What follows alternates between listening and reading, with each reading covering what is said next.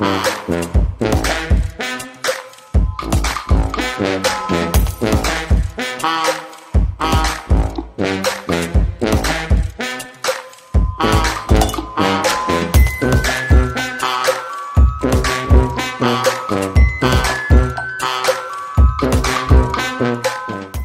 on va changer de musique de générique. Pourquoi ? Raconte-nous. Bah, en fait, je me suis dit que fallait aussi que ça ait du sens, que l'ensemble ait du sens. Alors du coup, j'ai un ami qui s'appelle Clément Ouvry qui a sorti un album à l'automne, cet automne-là, et qui habite à Blois. Donc je me suis dit, profitons de ce podcast aussi pour faire découvrir des talents locaux. On était beaucoup parti un peu sur des choses de l'ordre du violon et autres, et c'est un peu les mêmes styles musicaux, même si ça va quand même un peu différer, mais voilà, c'est juste pour soutenir la création locale. Et j'ai choisi un titre qui est un clin d'œil, un remerciement à Jean-Christophe Montagne, qui était aussi un voisin, qui est luthier, qui est facteur d'instruments dans une usine à Courtois, vers Amboise, qui fermait après plus d'un siècle de fabrication, et il a relancé cet endroit-là, où il produit notamment des trombones basses ou des sac-boots, qui sont des sortes de trombones baroques, et voilà, donc c'est aussi une manière de faire connaître son activité. Voilà, c'est soutien à la création locale, quoi. D'accord, très bien. Et c'est quoi le lien avec Clément et Jean-Christophe ?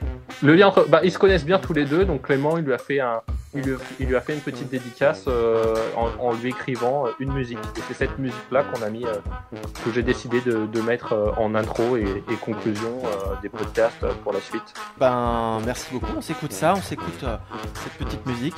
Et puis merci à Clément pour... Oui, et je tiens à dire qu'il me prête la musique gracieusement. Hein, et donc merci beaucoup.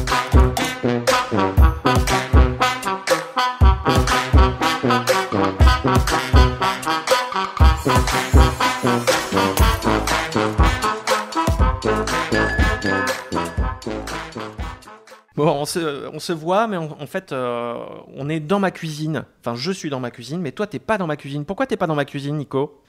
Parce qu'en fait, c'est la 4e fois qu'on se dit bonjour et que ça fait 20 minutes qu'on galère à essayer de fonctionner à distance pour respecter les consignes sanitaires. Ouais. Et j'ai pas le droit de dire d'insultes en ligne, mais c'est quand même assez... voilà, tu vois. C'est la technique. Ça prend bien la tête. Ouais.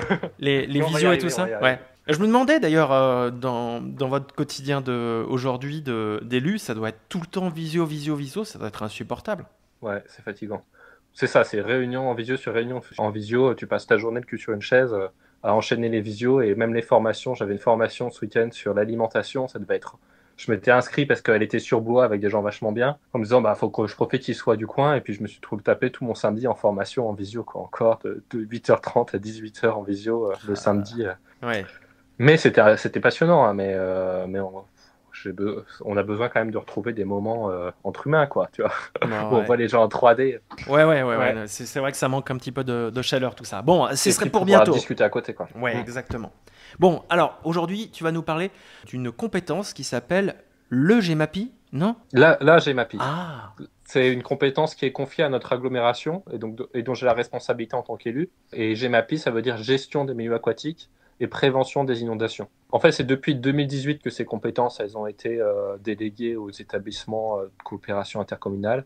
Et donc, depuis cette date, puisqu'on avait déjà transféré les compétences assainissement, gestion de l'eau potable et tout ça aux EPCI, le fait qu'on rajoute en plus la gestion des milieux aquatiques et la prévention des inondations, en fait, maintenant, on a l'ensemble de la compétence liée à l'eau, l'ensemble du cycle de l'eau, le petit cycle, le grand cycle de l'eau, toute la gestion de l'eau, c'est géré, en l'occurrence ici, par Aglopolis. D'accord. T'as dit petit cycle et Voilà. grand cycle ? Ouais, petit cycle et grand. Ce que j'appelle petit cycle, c'est tout ce qui est assainissement et la gestion de l'eau potable, comment elle arrive à ton robinet. Et puis le grand cycle, c'est en gros comment tu gères les rivières, comment tu gères, tu vois, à grande échelle. Mais finalement, tout ça, c'est qu'un seul cycle, c'est le cycle de l'eau. Et en fait, l'ensemble de ce cycle de l'eau, c'est les EPCI qui le gèrent aujourd'hui. Et donc la GEMAPI, si tu veux, elle, donc gestion des milieux aquatiques, prévention des inondations, donc elle a deux parties. La gestion des milieux aquatiques, ça va être donc la gestion des rivières, la gestion des zones humides, Et c'est assez important parce que depuis les années 70, on a perdu 40% des zones humides. Et donc, par exemple, c'est l'intercommunalité qui, avec la loi GEMAPI, va prendre la responsabilité de leur restauration. Et pour donner une idée, hein, les tourbières, ça couvre que 3% de la superficie de la planète, c'est un type de zone humide, et ça stocke 2 fois plus de carbone que toutes les forêts du monde. Donc voilà, on a une responsabilité de porter une politique de restauration de la qualité de nos cours d'eau. La plupart de nos eaux, elles sont polluées, on a des problématiques de remontée de poissons, etc. Et donc, toute cette partie de restauration et de gestion de la qualité de nos cours d'eau, on l'a confiée aux syndicats de rivières. Donc on reste responsable, mais on a confié cette responsabilité à des syndicats de rivières. Donc on a un syndicat sur le Beuvron, on a un syndicat sur le Cosson, par exemple. Et J'en ai donc, jamais entendu qui parler. suivent avec leurs spécialistes tout ça. Ah ouais, d'accord. J'en avais jamais entendu parler de ce syndicat des rivières. Ouais, bah voilà, et c'est assez important. C'est eux qui vont gérer, par exemple, toutes les problématiques où on casse les barrages pour permettre aux poissons de remonter les rivières et de se reproduire, toutes les anguilles, les saumons et tout ça. Et il va, par exemple, et donc là, ils vont gérer les tensions avec les gens qui, en même temps, ont des moulins qui sont un patrimoine et qu'on veut préserver. Donc, comment tu arrives à préserver le moulin tout en permettant aux poissons de remonter la rivière? Et puis, toute la gestion de la Jussie, par exemple, qui envahit qui sont des plantes invasives qui envahissent les cours d'eau. Des eaux qui sont souvent assez polluées. Souvent, c'est par rapport à des pratiques agricoles où en fait on retrouve le pesticide dans le cours d'eau derrière ou l'azote. Donc on a des problèmes de qualité de l'eau. Et nous aujourd'hui sur Blois, pour avoir une eau de bonne qualité, on est obligé de diluer avec de l'eau de la Loire, tu vois. Ce qu'on va prendre dans les nappes. Par exemple, il y a toute une logique aussi de reméandrer, où on va reméandrer les cours d'eau. Je vois pas ce que c'est reméandrer des cours d'eau. Eh ben, les méandres, c'est quand ton cours d'eau il fait des lacets. Quand il fait des S, tu vois.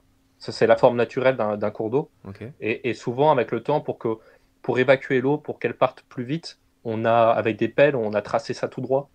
On les a mis tout droit pour faire évacuer l'eau plus vite. Notamment en pensant éviter comme ça les problèmes d'inondation ou autres. Et en fait, c'est l'inverse qui s'est produit parce que comme on évacue toute l'eau très vite vers le bas, toute l'eau arrive au même point plus vite. Et donc, tu as des inondations qui sont beaucoup plus importantes. Au lieu d'avoir justement ces zones humides qui servent de stockage et de tampon.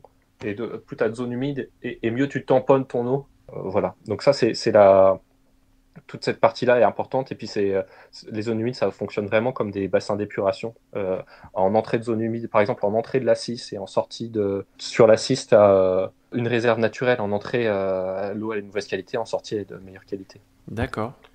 Les plantes et tout ça, et le système naturel épure très très bien l'eau en fait.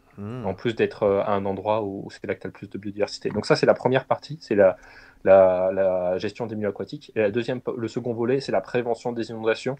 Ok, Nico, j'ai l'impression qu'on a beaucoup plus à dire sur le GEMAPI que ce qui était prévu, donc on va le faire en 2 épisodes. Donc on conclut sur ça aujourd'hui et on mettra la suite la semaine prochaine. Ça marche ? Ouais, ça marche. Ok, c'est à plus tard. Salut. Salut.